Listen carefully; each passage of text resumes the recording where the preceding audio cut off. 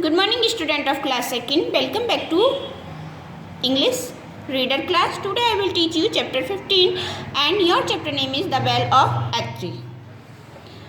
Once a wise king ruled over the city of Atri. Atri एक शहर का नाम है. He did not want to see his people in distress. एक बार एक राजा एक आत्री नाम के शहर पर राज करता था और वो अपनी प्रजा को कभी भी दुखी नहीं देख सकता था. He wanted to be fair to everyone, so one day ordered his servant to hang a great bell in the tower. एक दिन उसने अपनी प्रजा को जागरूक करने के लिए अपने नौकरों को आदेश दिया कि टॉप पर या सबसे ऊंची जगह पर एक बड़ी सी घंटा लटका दिया जाए. A strong rope was tied to the bell that reached nearly to the ground. और उसमें एक बहुत मजबूत रस्सी, रोप मीन्स रस्सी बांध दी जाए जो कि कहाँ तक पहुँचे, ज़मीन तक पहुँचे. The king announced, if anyone wants justice, he can ring this bell. His story shall be heard. और उसने अपने सारे नगर में कहलवा दिया कि यदि किसी को कोई भी प्रॉब्लम होती है तो वो इस घंटे को बजाएगा और उसकी सुनवाई दरबार में की जाएगी. The bell of justice hung in its place for many years. और वो घंटी उस जगह पर कई सालों तक लगा रहा. Many times it was hung the poor and needy and justice was done. और कई बार उसे कुछ गरीब लोगों ने या कुछ ज़रूरतमंद लोगों ने उसे बजाया और उनकी जो न्याय था उनके साथ जो भी बात थी वो पूरी की गई. At last the rope became old and had to be changed. और अंत में एक बार क्या होता है कि वो जो रस्सी थी वो पुरानी हो गई थी और उसको चेंज करने की ज़रूरत थी. The king ordered once from a distance the place because this kind of a rope was not available in the city.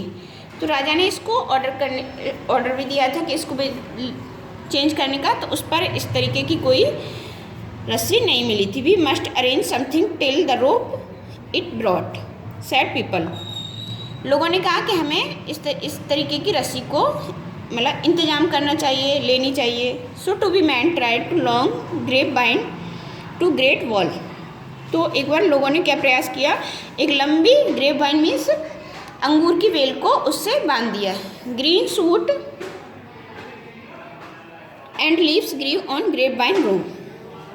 और उस पर क्या आने लगा, near a tree there lived a old soldier. और वहाँ पर कौन रहता था, आत्री नगर के पास एक ओल्ड सोल्डर सिपाही रहते थे. Who want a horse that had been with him many Wars.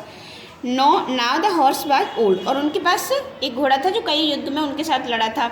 अब वो घोड़ा कैसा हुआ था, बूढ़ा हो चुका था. So the turn him out into the streets.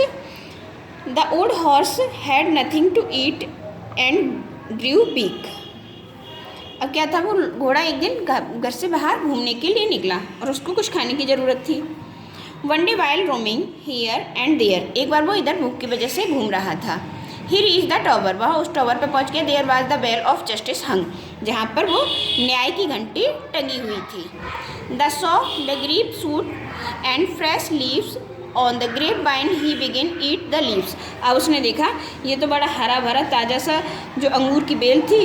अब उसने सोचा कि चलो इसी को खा लेते हैं. किसने सोचा, घोड़े ने. When the pulled wine ding dong wrong the great ball. और जब उसने उस बेल को खाने का प्रयास किया तो जब बेल उसने खाई तो वो घंटी भी हिली और घंटी में से आवाज़ आई डिंग डोंग की. People came running from all side. और चारों तरफ से वहाँ के लोग भागने लगे. Who is calling for justice said the king.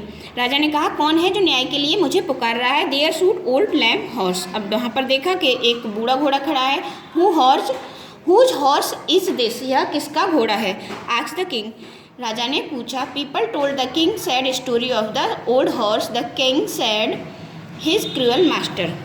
अब क्या था, जब लोगों ने उसके मास्टर के बारे में बताया कि ये उसका घोड़ा है और ये वह इसे खाने पीने के लिए नहीं देता है, तो उसने क्या किया, उस राजा ने उस घोड़े का जो मालिक था उसको बुला लिया. He ordered the soldier to keep the horse in warm stable and feed him the best hay. Hay means जो घास फूस होता है. उसने सिपाही को आदेश दिया कि तुम अपने घोड़े को अस्तबल में रखोगे और इसे बढ़िया से बढ़िया घास फूस खाना खिलाओगे. People were proud of their king. अब लोगों को अपने राजा पर और भी ज़्यादा घमंड होने लगा। Not only people but animal also get justice in kingdom. और लोग कहने लगे केवल आदमियों को ही नहीं बल्कि जानवरों को भी राजा के राज्य में न्याय मिलता है। तो it is the moral of this story, we should treat everyone equally. हमें प्रत्येक को समान नज़र से देखना चाहिए और उसकी केयर करनी चाहिए। I hope you will be understand this chapter. Read this chapter carefully with the help of parents and learn this exercise. Thank you.